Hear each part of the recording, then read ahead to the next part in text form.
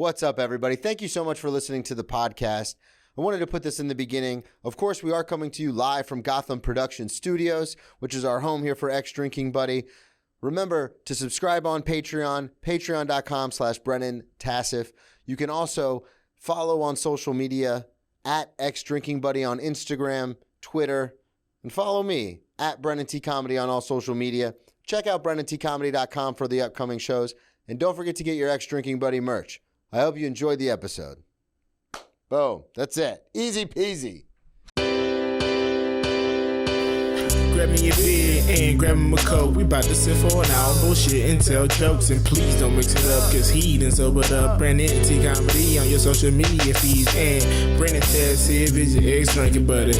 Brennan Tassif is your ex drinking buddy. Brennan Tassif is your ex drinking buddy. Brennan Tassif is your ex drinking buddy. What is up, everybody? Welcome into another edition of Brennan Tassif is your X Drinking Buddy. I'm your host, Brennan Tassif. If you're new to the program, quick rundown of the show. I used to be everyone's favorite drinking buddy. It was my favorite thing to do, hang out with friends, get drunk, do drugs, get in all sorts of trouble, and then reminisce about those crazy stories. I am sober now, but it's still one of my favorite things to do, hang out with somebody and reminisce about the crazy old days. Most weeks I'll be joined by a guest. This week is no exception. All the way from New York City, Cab, Washington. Yo, what's going on? Everyone clap, clap, clap, clap, clap, clap, clap. What's up, dude? Yo, what's going on, bro? How you feeling? Thanks for having me on. Dude, I'm great, dog. Good. Haven't drank for 24 hours. There you go. We're getting to it. Before we get too far into anything, because I forgot about this in the last episode, plug everything up front. Dates. This will come out in 2 weeks. So any social media, anything else you got going on, let them know. Guys, everyone follow me on Instagram, cab_Washington, TikTok, cab_Washington. It's probably the best way to find me. Hell yeah. On socials, yeah. And then shows coming up. Bunch next week. Monday, The Pair. Tuesday, Lower East Side. Wednesday, The Pair. You're at The Pair a lot. Yeah. I'm at The Pair a ton. Okay. And then Running Late Comedy Show. Follow that on Instagram 100%. That is a show that's at the Stand monthly. Pull up to that. We just sold out the last show. We've been killing it. Yeah, it was fun. You had a friend of the show and LA comic Katrina Davis on. Yo, we did. Yeah. Oh, are you homies with her? Yeah. Dude. She was on like episode 12 of this show. Bro, so Katrina was on show 2 of Running Late. Oh, really? I started 2019 in LA. Oh, shit. Yeah. Yeah, because you spent some time in LA. I started in LA. Yeah, I want to get into it. Yeah, because you're a Philly boy through and through. Exactly. I'm so Philly, but then you are so Philly. That's that one damper on my resume. It's like, damn, started in LA. I don't know about this. So let's get into it because you've been doing comedy for a while. So like we all said, you from Philly, raised in Philly. Yeah. How did you find stand-up as like a thing to do? So I still work in journalism and production. I work for the show called First Things First. Follow that too. And that was my first love, was sports. Okay. So growing up in Philly, we had Donovan Burnett, we had Jimmy Rollins, we had Allen Iverson. So growing up, we had these great black athletes that were all covered by a columnist in Philadelphia for the Philadelphia Daily News named Stephen A. Smith. Not sure if you're familiar with his work. But Where's my cowboy hat? Yeah. But yeah, the Stephen A. Smith used to cover Philly sports. So I was like growing up and I was like, yo, I want to do that. Yeah. Just be funny, black, and cover sports. So then fast forward, I got into a long career in journalism. Then I got to LA. My first day in LA, or like my first couple weeks in LA, I met like Issa Rae, right? Issa Rae, Insecure, Misadventures of an Awkward Black Girl. I kept meeting my girlfriend's gonna love that name drop. Yo, tell her to pull up. I'll connect you guys via email. Tracy, you hear that? Issa's her girl. When we saw Barbie, she was like, yo, Barbie was a killer movie, dog. She was like, screw everyone else in this movie. That's my girl. My girl's the president. Yo, was it Angela Rye? Was she the lead role? Margot Robbie. Margot Robbie, yeah. I thought it was hilarious that the best part of about a movie about women empowerment was Ryan Gosling. But yo, I said that on stage and people were like, "No." Woo? I was like, "Yeah, yo, new bit, yeah, new bit." Got home, looked in the mirror. I was like, "What are you doing? You're not that guy. Stop it." No, I couldn't agree with you more though. But no, I was hanging around all these really dope, funny people, and then when did you get to LA? I got to LA 2014. Okay, and then didn't start comedy until 2018. I had like not got my contract renewed, and then I had like suppressed. So you were still doing sports journalism? Yeah. Okay. I still work in production in sports journalism. So did you went to college for that? Yeah. Where'd you go? Yeah, I went to this great school called LaSalle University. Okay. Go Explorers. Fund us. We'll be closed soon. But no, we had the great Bill Raftery. He went there. Okay. Rasul Butler, R.I.P. Tim Legler also Okay, went yeah, to I know LaSalle. Legs. Yeah, that's about. So wait, that's so true. when you go to school, because this is an interesting thing, and I've talked to guests about this before, and like I just had Derek Gaines on a couple weeks ago, and we were talking about how he used to watch Def Comedy Jam when he was a kid, and so he always knew he wanted to do comedy. But it sounds like from what you're saying, that's how you felt about sports journalism. You're like, this is what I want to do. Yeah. So you go to school for that, Right.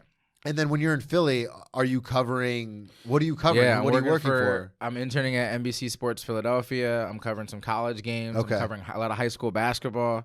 Which is huge in Philly. Yeah, if yeah. Fresh Prince taught us anything. No, no. Honestly, bro, high school basketball, people like parents, and not even just parents, just like sheer sports goers will show up to these high school Catholic League games that produce like Kyle Lowry, Katina Mobley, all these guys. We have that play with football in the South. Yeah. In Florida, it's like you'll just have random people show up to a high school game, and they're like, we You're love the sport. Right. We It's like, love bro, it. do you know any of these kids here? Well, like, I do. I got their jersey on right now. Like, us, not your nephew. These are 5-star recruits on Rivals, man. Of course we know them. Going to Alabama, Georgia, like hell yeah, we know them. Not Rivals. Yeah. On ESPN recruiting. Yeah. Oh, I'm sorry. Yes, ESPN.com. I was unranked on ESPN.com, but I was 2-star on Rivals. So take it for what it is. Listen to Dota Rivals. Shout out Rivals.com. Still doing great work. So you're like, I'm doing this. So it sounds like you were on a pretty clear path. No, 100%. Yeah. So you moved to LA, you meet all these cool people, and then how does comedy come into it? I mean, I still grew up watching Def Comedy Jam. Okay. I still grew up watching Comic View. I still grew up watching Chris Rock's Never Scared. Always had a big love for social satire. I always loved Chris Rock actually more so than I latched on to Kevin Hart, even though Kevin Hart's from Philly. But something inside me, it's like you grow up, right, with your family, and they're always like in the back of your head. It's always like, what's a career that will sustain you? What's a career that will be able to pay the bills? Even though journalism is not one of them, it still seemed like it's more stable than saying I'm going to be an artist. I'm about to make people laugh for a living. Trust me, I'm 35. Every time I go home, you're still doing that? Right? No, dead ass. They act like I'm just out here slogging just because. If you ask anyone, that's my family's very supportive in when I go, if I call my twin sister and I'm like, man, I'm like, I don't know what to do. She's like, keep your head up, like keep going, like don't ever quit. But there are times where I'll come, you know what I mean? If I'm in a good space, I'll be like, my friend's writing a show and it might take off and he's going to give me a part. And they go, isn't that like 6 to 8 months away from even materializing into anything? Yeah. Probably not going to happen. I'm like, yeah, absolutely. But this is way further than 5 years ago. You know what I'm saying? Like, there's levels to the struggle. Not happening. You're right. So you doing sports, and then you grew up around comedy. You moved to LA, and then what in you was like, I want to try this? Bro, it's so funny. One of my buddies had got into improv. And then he was doing this place called Westside Comedy Theater where I started at. He was like, "Yo, bro, there's not a lot of black people at this theater. You should join. You should do improv." So then I was like, "Fuck it, let's do it." I was living on my buddy's couch, and after leaving my job at UCLA, and he was like, "Yo, what were you doing at UCLA?" I was supervising RAs on programming and events." Oh, okay. I Yeah, thought you were yeah. gonna say something with the Something cool as fuck. Yeah. Yeah, no. Yeah, I was covering. I was Bruins in all sports. No, I was still freelancing though at that point. But that was like my stable job, getting on top of freelancing. Chosen Rosen, doing some pieces on him. Dude, funny ass story with Josh Rowe. That's crazy that you know college football like that. I played college football. Oh right, you did. My bad. I played Division I college football. Did you ever play against him? No, not against. No, I. You're a little bit older than him. Yeah. I played He's a 07 baby. to. I played 2 years, and then I got my 8th concussion, and I was out. But I was at FAU from like 07 to 12. FAU. That was before Florida Atlantic University. Before what's his name, right? Before Lane Kiffin. Lane Kiffin. Yeah. I played under the great Howard Schnellenberger. So if you ever saw the U documentary, he's the old white guy with the mustache, wearing the polo that says FAU that won them their first national championship in Miami. Damn, that's your guy. Yeah. Is he still alive? No, died a couple years ago. Damn. R.I.P. Coach Schnell, man. Dude, he used to ride around in a golf cart. At this point, he's like in his late 70s when he was coaching. Because he retired to Boca, and then we had a big university. FAU's a bigger school. It's like 30,000 kids. And he's like, why isn't there a football program here? Started the program in like laid ground in like 99, 2000. We were in a Division I bowl game by 2007. Youngest, fastest program to ever Did he do that. recruit heavily? Like the same thing like so Coral he Gables, did the same thing he did in Miami guys? where he was like, why would I ever leave South Florida? And you know how it is. These kids don't want to leave home. Bruh. We're getting these 3 and 4 stars who don't want to leave home. Alfred Morris played 10 years in the league. I was his fullback. Nah, but I mean, just the guys that are in the league now. Lamar Jackson, Hollywood Brown, Teddy Bridgewater. They're all from down there. Yeah. There's a documentary, right? Yeah. I gotta Schnell read. used to just go and he would purposely leave his corncob pipe at some of the recruits' house, so they would have to like call him to be like, "Hey, you left this?" Yeah. Yeah, and then he'd be like, "Oh, I guess we gotta meet again." Fucking shifty all in the NCAA rules back then. Here goes $5 million. Oh, I don't know how that got into your pocket. Yeah. But yeah, so I played. Yeah, so I'm very familiar with Rosen and that. I was one of the guys with Sam Darnold and Rosen where I was like, I thought they did him dirty in Phoenix, man. Josh Rosen? Yeah. To draft him and then tank and then draft Kyler and then Kyler. Like, all right, you're out of here. And now he's just out of the league. And he's with Tom Brady. He played Tom Brady, backed up him. But the thing is, so I don't know too much about Josh's personal life, but I think. When he was at UCLA, he was kind of a loose cannon. He actually bought. What happened? So I used to supervise RAs on programming and events, and I supervised this dorm called Saxon Suites, and a lot of athletes live in that. So he had so it's like 4 rooms, and he had all the rooms to himself. So he had a whole suite to himself. He had a whole suite to himself. Bought a jacuzzi. And put it in his. Did you ever see that video that went viral? Yeah. And I was working that dorm. Yeah, you're like, hey, Josh. No, literally, yeah. It was worse than that. Someone the video went viral, and then they emailed us and was like, "Hey, did you see this?" And we're like, "What?" And it was like, "That's in your dorm," and we had not. How did he get it in there? It was like a collapsible thing. So I'm just curious how he filled it up with water without seeing that or questioning. But that happened on your watch. Yeah, but the funnier thing is we hit him up to be like, hey, you have to do like a conduct meeting because of this. It's like a dorm violation. Yeah. And he was like, hey, I'm actually kind of busy. I don't really know. I'm kind of like the leading star quarterback on the team. I don't know if I have time to meet to like talk about this. And then my supervisor was like, no, we're gonna talk to Jim Mora and you're gonna meet with us ASAP. So, but it was big time. It was just funny the way he dismissed it so simply as like an 18-year-old just cooking everybody. Like, dude, and it's funny you say that because in South Florida, I went FAU at the time when I got there because the first bowl game we went to was the year that I got there. Yeah. No coincidence. Yeah, it's kind of crazy how they just had this dream Scout team All-American. Rusty Smith played for Tennessee for a couple years, and my highlight because I was Scout team All-American. Like I never played Scout team All-American. I say it all the time. Did you get a jacket and everything? Fucking dude, I made my own. I made my own merch, bro. I should get I'm gonna do that. Check out the merch store next month for Scout team All-American. Jacket, But I remember I picked it because I played fullback. Yeah. But my freshman year, there were so many injuries that in order to have a scout team, they were pulling like 3rd and 4th string offensive players to play defense. Yeah. So I would do individuals and everything with running backs, and then I would fucking put on the white defensive shirt for team drills to play scout team middle linebacker. Uh-huh. Dude, I had never played linebacker in my life. I played D-line and O-line in high school, and then I played fullback in college. I was like something out of a movie. Because I love that movie, The Replacements. I don't know if you ever saw it, but that's I was the like, one with Keanu Reeves. Yeah. And I'm like, classic. I'm like screaming, like Rusty Smith. This guy's going to the NFL. Broke every record in the Sun Belt Conference at the time, and I'm screaming at him as the middle linebacker, like, "It's Christmas morning, and Santa's coming down the chimney." I'm like, right. Like, yeah, and coaches got so fucking pissed. They didn't get amped up. No, the coaches were like, Howard Schnell, shut up, bro. He'd just be like, shut up and run the play.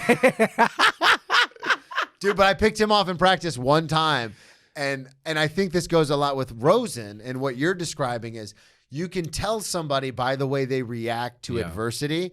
So I pick him off, and it's not like, oh, shit, Tassif, like, good pick. Like, I picked off this dude I'm a freshman. He's a junior. Like, he's going to the NFL. And I remember, I bopped it out of the air and snagged it. And I just started sprinting down the field, which you don't do on scout team. Right. They're like, what the fuck are you? Yeah, I'm like, touchdown.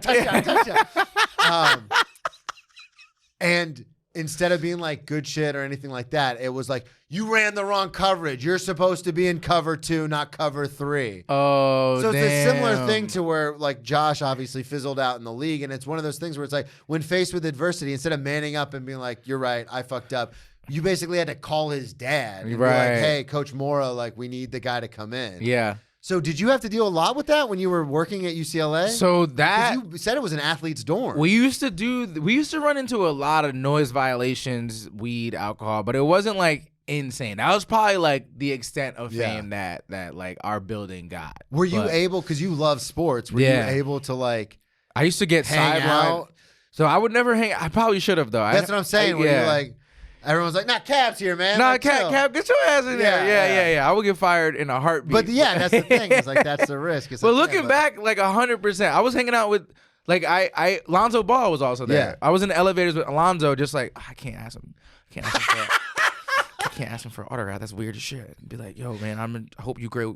I'm gonna report on you one day. Nah, but him. Dude, that happens at this studio. Yeah. There's like huge comics I'm in the elevator with. I'm like, be cool, be cool, be cool, be cool, be cool. It almost has to be it almost has to be like that like setup moment where like you guys are both grabbing the button at the same time. You're like, oh my god, oh hey! my god, really good work on all the specials that I've seen of yours. Like, you have the career that I want and dream of. No, yeah, right. So you're doing that at UCLA, and so are you? You're not a student, obviously. No, I probably should have went there for grad school, but it would have been. We only would have got like a deducted price. Yeah, but it was like. So what? And you're out of state, so a deducted out of state price is still probably like 20, 25 a year. Exactly, which wasn't worth it. So at the time, you're like what, 23? 23, yeah, 23 to 26. Yeah. Okay, shit. So you're there for a little bit. So we were talking about it, and then we kind of got sidetracked. You go to do the improv class. Yeah. So after I lost that job of hanging out with Josh Rosen, the next viral, the video that didn't go viral is you in the jacuzzi. Like, don't worry about it, right? man. Exactly, with some freshmen. Yeah, but so then my buddy was like, "Yo, just do it," and it's one of those things that where you're suppressing so long, like what you really should be doing on Earth, and then I just was like, "Yo, I'm just gonna do it." But then when I did that, I like went balls to the wall. Like I started working at the comedy club. Oh shit! I was doing tech shifts. I was doing. Were you also doing stand up or just improv? It was 3 months of improv, and then I went to one open mic, and then I was like, I gotta do stand up instead. Out of all the, because I've had about, I think we're on 180 episodes or somewhere around there. Oh shit! The barrier of entry into improv it happens a lot more than you think. A lot of journalism. Yeah. Stephen Colbert. Well, and not only that, Seth but Meyers, Robin Thede. Well, people we know, JC Mendoza, Sam Santos, they talked about doing the Julio Diaz was doing improv, and they went with him, and like, so it's just like a crazy, because I'm a dickhead. Yeah. So I was like, no, not improv. Like stand up is where it's at. But that's because I was introduced to stand up at a very young age. Right. So I was like, no, that's the thing. Like, fuck having people with me, fuck having a team, asking for suggestions. Like, and I'm also like super self-involved. So it's like, I'm going to go up here and talk, and you're going to listen. Yeah. So for you, obviously getting involved, doing 3 months of improv, and then transitioning into stand up, you obviously felt similarly to that in the sense when you did stand up, you're like, oh no, this is the thing that I want to do. No, 100%. But I would take it one step further that like the ego, the branding of improv is 100% trash. They do need like new publicists completely. Like playing like lions, tigers, and bears on stage is like, that's what people think improv is. Yeah, 100%. But if say me and you were in a scene together, we would just do funny shit and just talk about what we want to talk about. Yeah, it's totally different. Yeah. I'm reading, so Keegan Michael Key is a regular at the restaurant, and him and his wife Elle Key just wrote this book called The History of Sketch Comedy. Yeah. And I got it, and I wasn't even like, because I love the history of comedy in general, so I bought it. And the more I've read, and I told him this personally, but the more I've read, the more it's changed my entire perspective on comedy. Because I was like, improv's trash, sketch is trash, stand-up is the only true art form. And then reading this book, I was like, oh, I'm fucking so wrong. Yeah, yeah. Like, so wrong. Not agreeing with you, but... Yeah. But it's one of those things where it's like, oh, yeah, like, there's so many different things you can do in sketch and improv that you can't do in stand-up.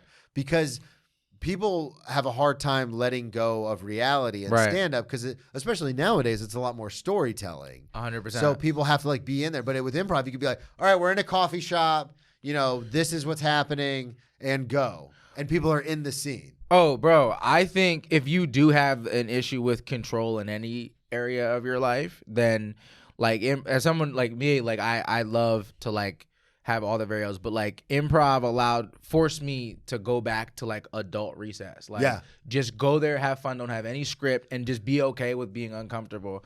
And it really helped me so much early on in my career. I still did improv my first couple years until the pandemic. I'm actually about to get back into improv. Okay. But I think it helps you so much better on stage with like all these people do crowd work right now, but like a lot of like people, like when I was coming up, when I had first started, a lot of people that were really good at improv were really good at crowd work because it's just like I can think on my feet and interact. And I'm terrible at crowd work because it's one thing, I've been very vulnerable on stage and I am vulnerable on stage, but there's a different kind of vulnerability that comes, but I always know what I'm going to say next. Right. So there's an extreme amount of vulnerability that comes with, I don't know what's going to happen. Yeah. Which is why that improv works that muscle where you're kind of like, I can go with this. Let's just go. And I'm also terrible at crowd work. Yeah. Because I'm the kind of person where I'm like, this is real life. Like I'm telling you something and I want it to be funny, but this is also my life. So if you want to fuck with me while I'm telling you this, I'll kill you. Like I will. And the crowd, for some reason, when you tell someone you're going to murder them on stage, the crowd always turns on me. Right. They're always like, that's not funny. I don't know why they keep turning on me when I'm just clearly joking, right? Yeah, right? You know, I can't believe they can't tell I'm joking when I go, this is real life, I'll fucking murder you. Like, obviously, joking. You don't feel that sense of humor there? You don't see the funny in that? Oh, they clam up tight, too. Big guy like me, I'm like, I'll kill you. They're like, all right, this isn't fun anymore. Nah, you should. I feel like you should totally do it. I think it's also I think it helps with writing because like, I'll take a scene that I've done with like players that I fuck with, and turn that into a joke, or like I would not have thought about a scenario like that. And also like if you don't do a lot of act outs, like that is the best exercise because like you're doing characters the whole day. Like, hey honey, how you doing? Like that's a story. I love doing characters, but I just never do it on stage. Yeah, I like doing that stuff. Dog, jump into your character bag. That's the thing about creative is like we need to be creative in all things that we do, not just be like, all right, when I jump into stand up, because we're so much more than just a stand-up. Like and I mean, brother, me and Julio son. were talking about this too. Was not even outside of the realm of entertainment, but within entertainment. Yeah, podcaster, editor. You know, the old joke. You know, director, producer, writer. Like, but we do all that. It's weird because when I finished the one-man show, my editor did it and then sent it to me, and the credits. It was really cool. I never think of this, right? But in the credits, he put written, performed, produced by Brennan Tassif. Huge. And it like hit me. I was like, oh yeah, I did do all that. Yeah. But we don't think of ourselves in that light a lot of the time. Dog, Gerard Carmichael, Zach Fox, Jason Bateman. Yeah. He started his career with improv. Now is like a crazy director. Directed all of Ozark, essentially. Yeah, that's insane. And crushed it. You know what I'm saying? Such a good show. Like, that's just him just tapping into his other creative outlets. Yeah. Zach Fox, great musician. Also just directed Sam Jay's special. Also great stand-up. So it's like, why pigeonhole ourselves? That's true. Fucking Bo Burnham. I don't know how people feel about him, but like, also director. Directed specials. Directed Chris Rock's special. And he also directed a feature film. Yeah. So it's like we can do so much. And that's the cool thing about being a creative is it's just kind of like, no, I can. Like I've had musicians on before and we've talked about stuff and they're like, oh yeah. It's totally like the same. It's just our tools are different. Yeah. But it's the same job. Right. No, 100%. And so it's weird to think about that. It's like, I always reference the Robert Downey Jr. line in Tropic Thunder. I don't know if you ever saw that movie. That's where he does the blackface, right? Yeah. Yo, Robert Downey Jr. is a beast, dog. He's funny as hell. Well, he's playing, in the movie, he's playing like this super serious actor. And at one point he goes, you know, I'm no different than a construction worker. The only difference is my tools are the tools that trigger human emotion. And it's such a... Oh, in an interview? Yeah. Like, it's on the show, but it's like he's doing a parody of like a serious actor when he says it. But at the same time, I'm kind of like, no, that's actually what our tools are. We trigger human emotions. And to me, I'm like, oh, I can do that. I don't just have to do stand-up to do that. I can do it in so many other ways. 200... Bro, you would be selling yourself short if you don't drop in a 1 hour special, write a TV show that gets like 10 seasons, come out with a one-man show. Maybe you even write a child novel, or maybe you write like a sports book for like a young athlete. Yeah. Like why only cut yourself off? I need to have you on the show more often. Yeah.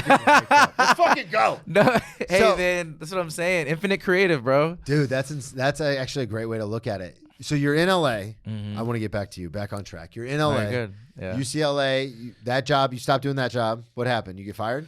No, so I was really finessing. So my first 2 years, just full frontal, I was really finessing I did 2 years of of supervising RAs on programming and events. In my third year, I created my own position, which was like creating content, a content producer for the department. Okay. It does not make any sense. It did not do anything. All I really did that year was start a podcast and be like, yo, I'm like employing people to learn how to engineer a podcast. And it's like the future. Yo, for real. No, really. It is. It ended up being the future. But I just also wasn't doing anything else beside that. You know, just podcasting. I was just like meeting people on campus at UCLA and be like, hey, do you want to do my podcast? Like I interview. And they were paying you to do this? Yeah. Do you know how much money I spent to do this every month? No, literally. That no one was listening to beside people that I was sharing it on my Instagram. Like I interviewed this guy named Ron G. He does the he hosts a show called Chocolate Sundays in LA. Oh yeah, I know Chocolate Sundays. Yeah. Laugh Factory. Yeah. He actually was a big influence on getting into stand up at the time that I did, because we had this crazy pod just like this before comedy podcasts were popping off like that. This is like 2016, 17. Okay. So once again, I didn't start comedy until like 2 years later, but I remember just that podcast. It was so How did you meet Ron fun, G? bro? So I was at UCLA. We shot a pilot for this girl named Elvira Guzman, and she was trying to be like the next Latino Oprah. Okay. And Ron G was one of the guests for the pilot episode. And then you were like, hey, he crushed this this guest, and I was like, yo, I don't know why everyone does stand up, like, and he killed it. And we kept in contact. I actually was just talking to him the other day. And she just got passed at the Comedy Store, which is awesome. Which is amazing. Shout out Ron G. Yeah, bro, my dog, man. And so then we kept in contact, and then I started going to Chocolate Sundays in the morning. He's like, yo, bro, like you gotta, if you're gonna get in this stand up, like you gotta go every night. You gotta get after it. And then from there, it was like, all right, I gotta like not just improv. Like improv, I love it. I'm still gonna keep doing it. But that's when I was really like, all right, mics every night. Yeah. So then what happened? Because you said the pandemic hit, and then that's when you stopped doing improv and stuff. When did you move to New York? So I moved to New York. So I started Running Late that summer, 2019. Running Late is this comedy show that I've been producing for 5 years. Like check the show notes. It'll be in there. Yo, check them Jones. All right. And Ron was actually one of the guests on there. It was like a variety show. It was getting really big in LA, and I was like, you know what I need to do? I got 5 shows under my belt. Let me go to New York and see if I could do it by coastal. I'm like a year and a half into comedy, right? Like, let me just go by coastal now. Like, I'm ready now. I'm a nut. I don't even have 2 minutes of material. But I'm like, let's do this shit, dog. Hey, if you're gonna go. Starting in LA will do that to you, dog. You'll do a one show with Neil Brennan and be like, yeah, I think I'm the next. It's insane because I'm the next Neil Brennan. Bro. I started in 2009 in South Florida. Yeah, and I was telling you before the mics went on. I was drunk like almost every show I did. I have this bit on stage where I talk about it, but I did 2 open mics and I changed everything. Brennan T Comedy, all the handles, the gamer tag on Xbox, all of it. 2 mics. Find me on Xbox Live at Brennan T Comedy. You know me as that comedian named Brennan, all right? Brennan T Comedy, baby. And but I say all that to say, if I would have started like up here, like when I first moved here, so I was doing comedy about 10 years before I moved here, on and off because the drug addiction and alcoholism and stuff. And then I moved to New York. all that mild stuff. Yeah. And then so like a month into living here, 2 months into living here, my friend Joe Kimmel, who's a very good friend of mine, was like, hey, I'm coming to New York to do a couple shows. You want to jump on? And I was like, that's it. Call the vice president of show business. I'm in. Here we go. Yeah, I'm going to New York, shows. baby. I've been here 2 months and I'm already booked on shows. What's up? And then like a month later, I did the Hell Yeah Comedy Boys. Hell Yeah Comedy. They had a show. They're kind of on hiatus now, but they had a show. Cody Lewis, Billy Hockman. Oh, I love Cody. Yeah. Julian Baraney.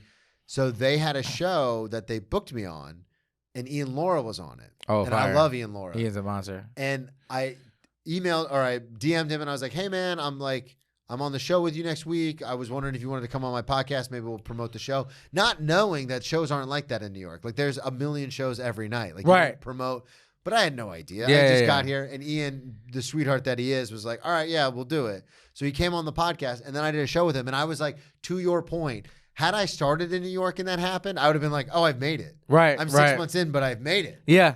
But luckily, I had 10 years of experience under my belt, but I still was like, oh, that's it. Right. That I Chalk it still up. finally got here. Yeah, Yeah. Somebody call the vice president of comedy because I'm here. Yo, where's Lauren? Lauren, it's your boy, Brennan T. Comedy. Maybe you've seen my I'm work. sober and I'm a celebrity, baby. Let's go. Did you see podcast episode number 4? Yo. You see Katrina Davis? She's on the show, man. Yo, Katrina Davis. I know you know her, dog. I know you know her. But one of Vulture's She 2023 hosts comics to watch. Saturday nights at Westside Comedy Theater. Okay, Let's go. So you're No, now she's a star now. Yeah, 100%. She was a star then, honestly, but yeah. She's so good. So you jump in full bore into stand up. What happens at UCLA? So at UCLA, I had left UCLA at that point. Oh, okay, like literally after leaving UCLA, I was like, I just gotta go for comedy. Bi-coastal, baby. I've met no.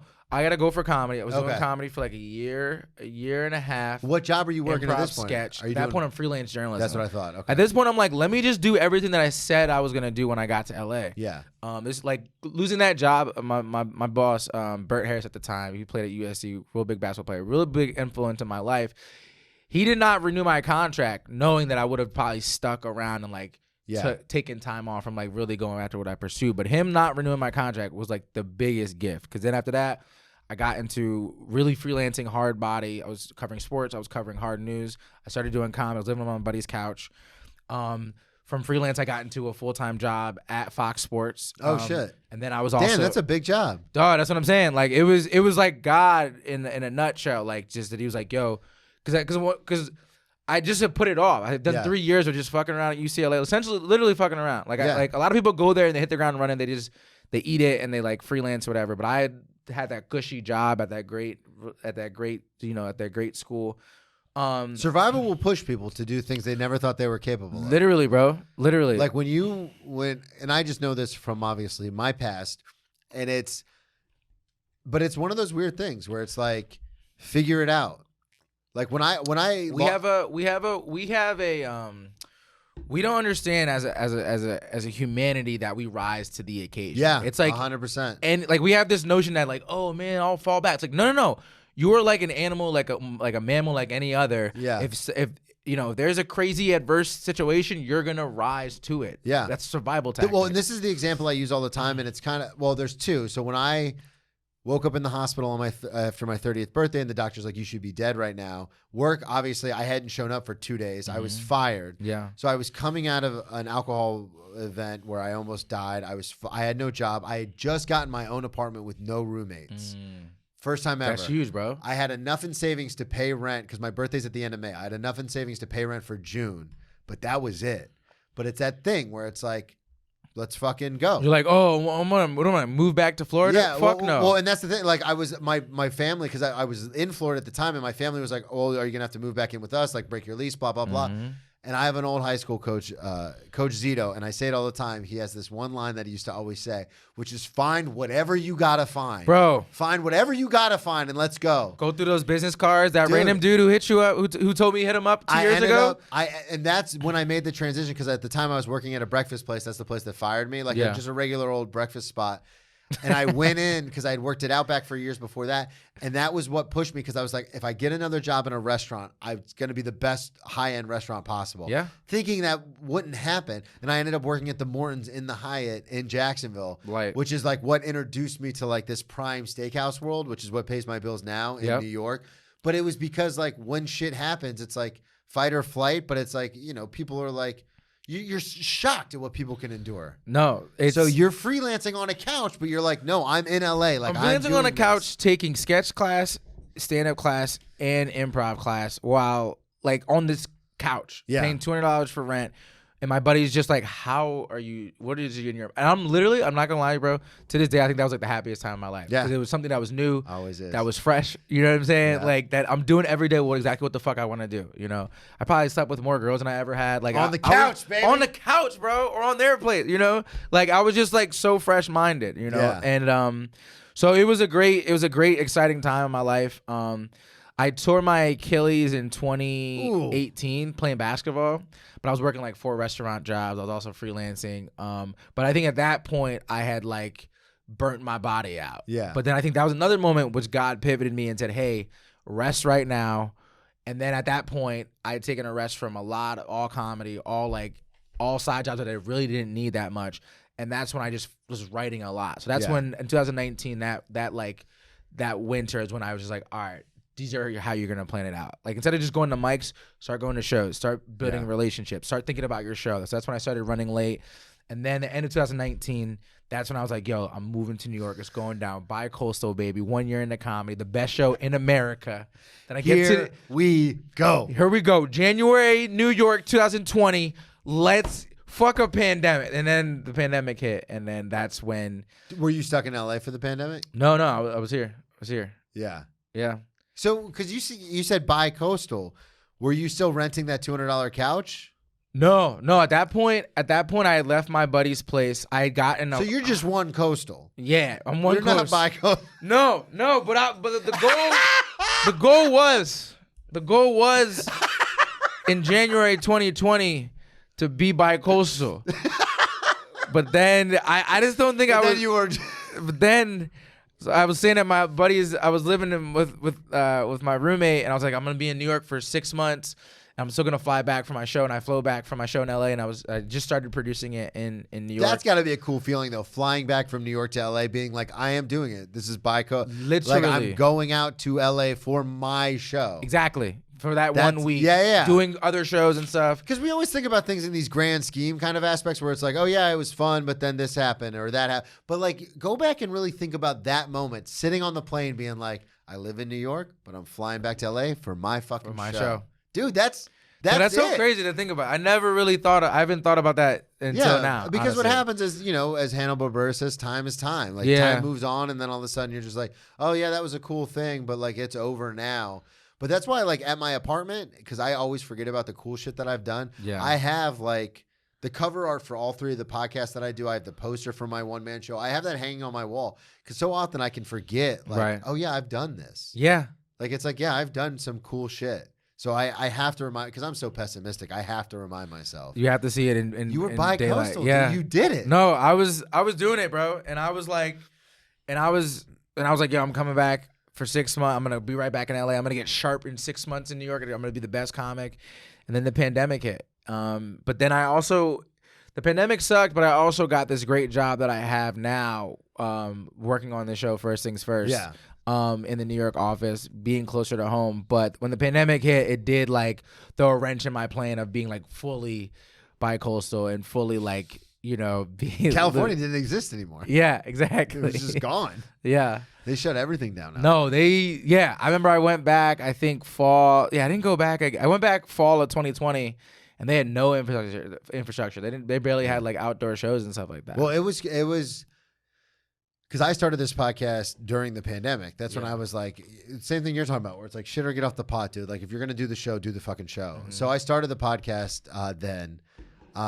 But it was interesting because some of my friends, they started a whole podcast network. It's a long story, but some of them were in like New York, LA, like different parts of the country. Yeah. And it was so bizarre because July of 2020, I was like, oh yeah, work called me. And I was working at Ruth's Chris at the time. And I was like, yeah, work called me. Oh, good drop right there. Thank you.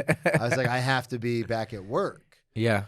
And my friends in New York. What year LA, is this? This is 2020, July of 2020. Oh wow! Florida was closed for 3 months. Yo, I'm about to say that bounced back quick. No. I was like, but it was Florida. So yeah, July of 2020, my job called and they're like, "Hey, we're reopening." And I was like, "Really?" And I told my friends that lived in New York and LA, and they go, "Dude, we're not allowed to leave our houses." Right. Like, No, literally, we're not allowed to be out past 10. Yeah, like there was a curfew and all sorts until of shit.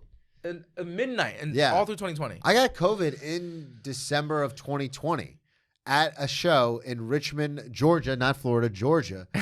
250 people at this show. Oh, a total super spreader. Did you have full COVID, or you had like the mild COVID? I have a pretty strong immune system. I tested positive for COVID. That's all I know. Okay. But like, were you like knocked out for like 2 weeks? Or no, like, I was like outside smoking cigarettes. Like, I feel fine. I just can't taste anything. But that's the other thing too is like everyone's different. Like I have people that I know that died from it. And it's damn. And like as a comic, my knee-jerk reaction about anything is to make a joke. Right. So like sometimes like I do my dumb Trump impression. And I'll be like, it's fake. Drink Clorox. You're fine. Yeah. And then I'll be like at work, and like a friend of mine at work lost her significant other to it, and I'm like, Brennan, you fucking piece of shit. You dickhead. Like I'll do it right in front of her, and I'm like, God damn it. But for you, now you're in New York. This happens. You decide I'm gonna fucking write, and then you get the job that you have now. Yeah. So are you like, all right, that's it. I'm staying in New York, because you were talking about earlier. You had like kind of I think at that to point. go back. Yeah, I think at that point, I was stuck between a rock and a hard place. Like I think my dream was telling me, and like my utopian scenario was telling me like I'll be able to be bi-coastal. I'll only be in New York for 6 months. I won't want to stay any longer. But then I'm like, oh, I haven't been living on the East Coast in like 6 years. I haven't your whole family's in Philly. Exactly. I haven't spent time with my mom, who's getting older, almost 80. I haven't spent time with my niece, who was just born, who's only like 2 years old. So I think at that point, it was like the realization was like, I'll play New York for a little bit longer than I thought I was gonna do. Continue to build up Running Late, which has been a tremendous success. It's huge, yeah, man. It's a big congratulations, because it is a big thing. Yeah, bro. And then working this job that has been able to pay my bills, and then being closer to family. So and getting better at stand up, like that. Let's all be the honest. Getting better at stand up, right? Yeah, you're not getting better in LA. No, shots fired. Bang, bang. You're sure enjoying your life a little bit more though. I'll be honest. It's fucking freezing out there. today, Cold as a bitch, yo. At least in LA, you can feel like there aren't crackheads until you get out your car. New York, you were reminded 90%. Yeah, I had a friend of mine. He's moving back to LA. He's a comic from LA, and then he's been in New York for a while. And he's like, yeah, man, I just don't know. Like, my wife has spent so much time in New York. And I go, dude, because they're moving in February. I go, as soon as you get off that plane and it's 70 degrees in February, she'll be like, no, this is great. We're cool. It'll be easy. Is he married? Yeah. And he has a kid too? No kid. Okay. Yeah, I think it's something about, and this is why I think I have two train of thought. One of my train of thought is like, I'll move all my family out to LA and we'll all just like. It's a little more expensive train of thought. And then my second one is, hey, manifest, bro. Rise to the occasion. And then my other train of thought is that, like, as creatives, we just have to exist in both inevitably. Like, yeah, that's true. We have to be in New York and LA, the two biggest hubs that have two benefits of being in. I'm going to LA in January. Buddy of mine started a show. Shout out to Billy Myers III. He's been on this program. He started a show at like a bar, Riff Raff. It's a no material. Fire. I think I've heard of that. Yeah. It's becoming a thing. That's awesome. So he started at a bar. Like within 6 months, now their stage is the Belly Room at the Comedy Store. Yeah. And I'm like, bro, you gotta be fucking kidding me. Bro. And because so many people have left to Austin, now it almost needs a level of resurgence. Dude, I'm gonna be out there doing Riff Raff in January. Dude, you'll be out there doing Riff Raff, hanging on the beach. Like, could I? Am I bi-coastal? Do I need a tag? I think I'm bi-coastal. I want to get into some of these stories you sent me, because we were talking about some of these before you came on. Yeah. The one that I want to know about the most is the Ben Franklin Bridge situation. Bro. This is actually right before I moved to LA when I was 23 years old. Mm-hmm. So you're okay. I wanted to ask you, so when did you start drinking? Because you were talking about like going to college, and you've always had this focus on journalism and stuff like that. Were you like a party guy in high school and college? Or? So I was playing basketball in high school. So I was always like, yo, I'm going to go to the league. And like, in order to do that, can't tell me nothing. Right. Cab, you're 5'9". You can't. No, I'm 5'9" and 3/4", bitch. Okay. I never could dunk, but I could shoot from far. Okay. Okay. And so maybe you heard of a guy that can do that, Steph Curry. Steph Curry, you know what I'm saying? I'm his height-ish. Okay. And it's a big ish. That's a not at all.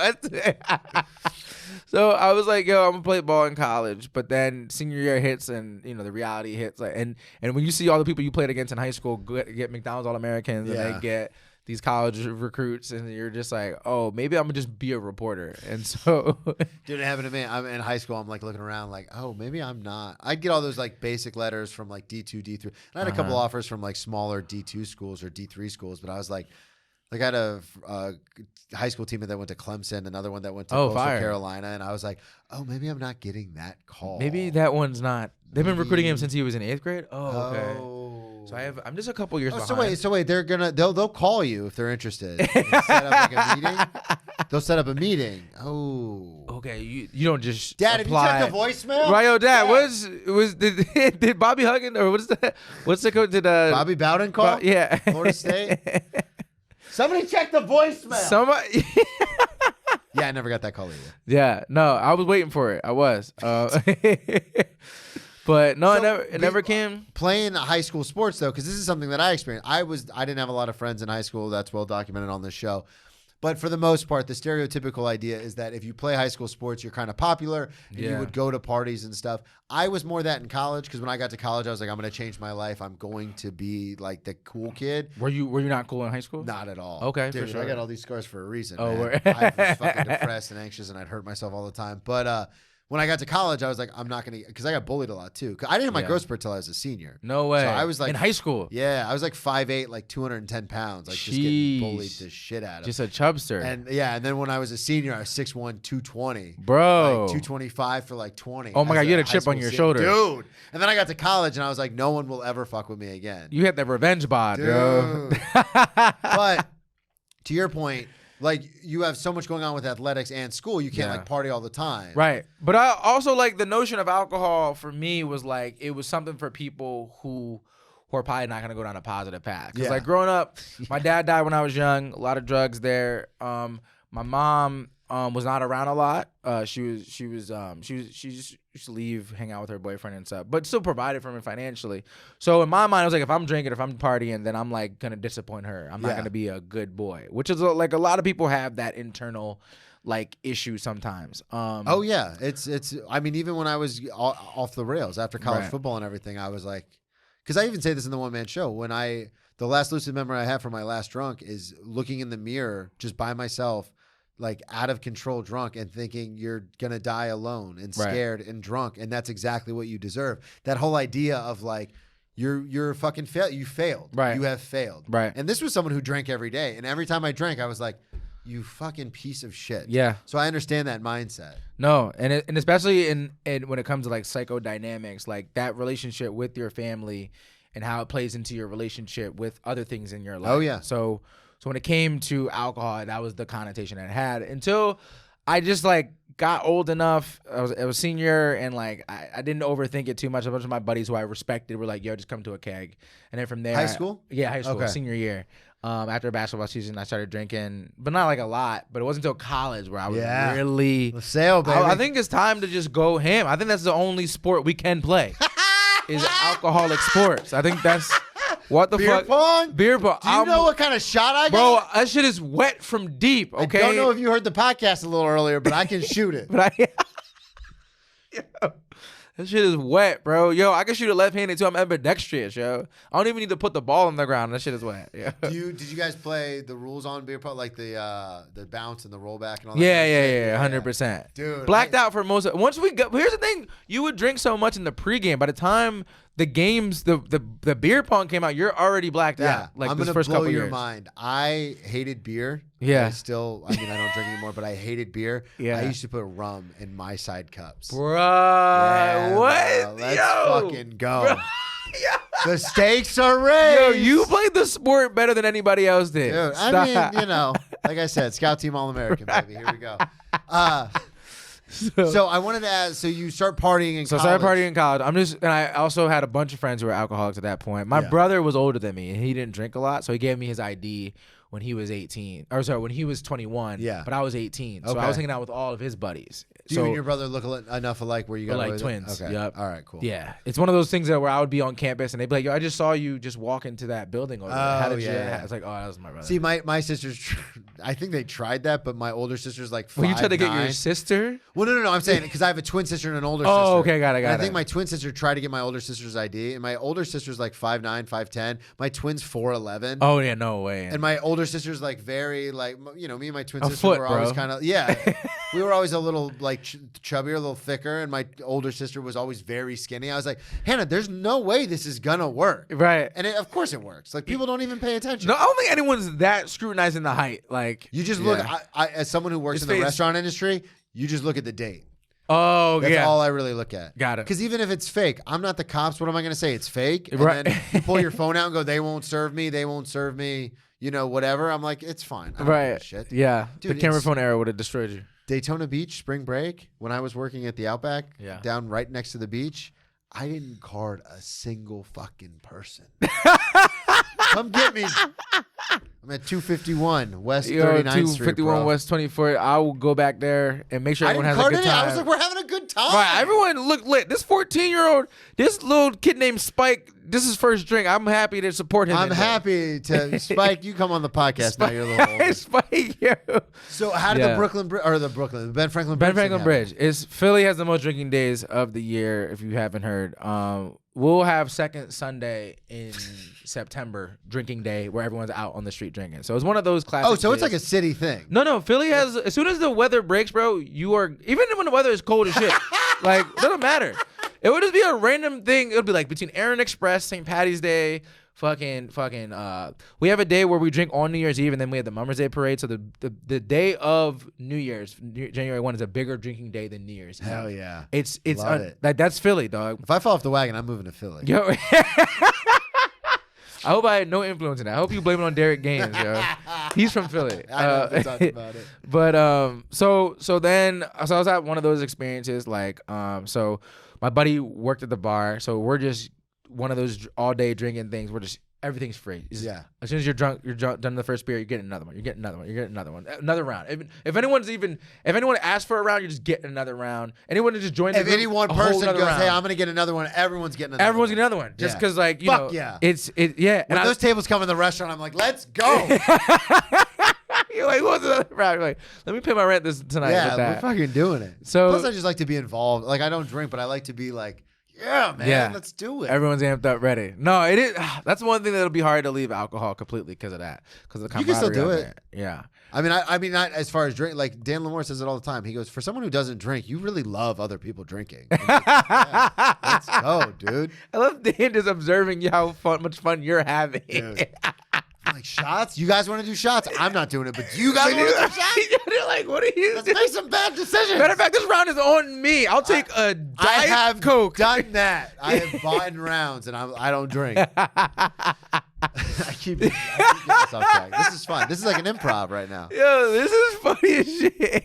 So, What day are you of doing after drinking. this? No, anyway. So I'm like blacked out, right? Yeah. I'm blacked out, but like What I time have, of year is this? Because Philly has this is seasons. like fall. This Okay. is fall. It's like right before winter hits. Okay. I think no, in fact it's spring. It's spring. Yeah, it's Okay. spring. Because I was just getting ready to move to LA that summer, like Got it. in July. And so it's spring, and I like when I get super drunk, I when I'm like about to black out, I go through this like I gotta just leave and I do too. find safety They somewhere. used to call me the Wanderer in college. 'Cause I No. would just leave parties. Literally. They and go, then, where's Brennan? I was like, I don't know. No, 100%. So I had one of those things, but the bar is called, the place called McFadden's. Shout out McFadden's, yo. R.I.P. It died. And it's like in this area that's like you have to cross a bridge usually, or you have to like take a train over to get to like where there's a more residential walking Okay. area. But I'm on autopilot, so I don't even put that together. So I start walking, and I'm like, I can't get around this. The only way for me to get around this bridge is if I walk backwards from where I came and then go back up, which I'm too tired to do. So I jump over the little concrete shit that like blocks where traffic is. Yeah. Somehow I'm coherent enough to see when traffic is coming or not That's coming. smart. And I'm walking, trying to cross this shit expeditiously. And in the island is just like 10 cops, yo. Just hanging out. Just hanging out. Like, look at this dickhead. Probably. Just like just hanging out. The car's on the island. The car is parked on the island too. So you didn't see him. You had no idea. I'm You're just like, I gotta hop over this Jersey barrier. You jump over it, and then you look up and you go, "Oh fuck!" And I'm just like, hey guys, yo, y'all good? Yo, just one of those, just like, I'm doing nothing wrong, right? Right? And they're just like, hey, just give us your ID. And they're not even like hectic about it. They're just like, yo, just give us your ID. Like, you're fully deserving of a citation right now. So they give me a citation. They don't even like escort me home or Is anything. it your ID or is it your brother's ID? No, this time I was 22 at that point. Yeah. I just graduated from college. Yeah. So I That would have been perfect. Yeah, that would have been hilarious. My brother's just sick with a $500 fine on him. Hilarious. You guys For someone who looking doesn't up even drink, yo. And you look enough alike where you could get away with it. No, 100%. There's no way like Brandon, really? And I'm like, yeah, I'm Brandon. So we get that, and they give me that, and then how are you supposed to get out of there? So that's the part of the story that the math isn't mathing. That I'm like, how did I then walk over the island on the other side and they didn't say anything? Yeah, like, you got a citation for So I literally got a ticket that I put in my pocket, then walked. Just walk. Ended up going the same direction you were going anyway. Literally, just made it seem like I just stopped at the grocery store and got a citation.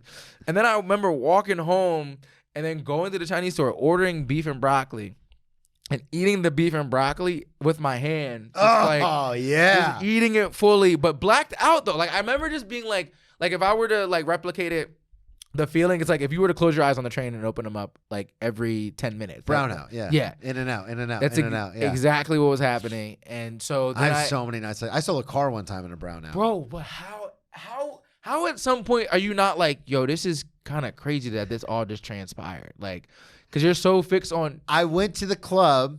Well, first we pre-gamed at my buddy's house. Then we went to the club, Razzles. Shout out in Daytona, Razzles. Yo, went to the clear, you know? So we're at the club. And I remember I ran into, and I'm like 18 years old at this all point. 80-year-olds. And I don't know. I think, I'm 19. I think maybe I was home from college. Anyway, we go to the club. I remember running into my ex from high school. Yeah. Like we dated all my senior year, and I ran into her, and I was like, "What is she doing at the club? Like she's not even like 21." Blah blah blah. And then I black out. So I pregame blackout, club blackout, and then I remember being at my friend's house, and I was like, "I want to go home." The Wanderer thing. Got up, got in his car. He left his keys in it, turned it on, and just drove. Oh, you took your homie's car. Blackout.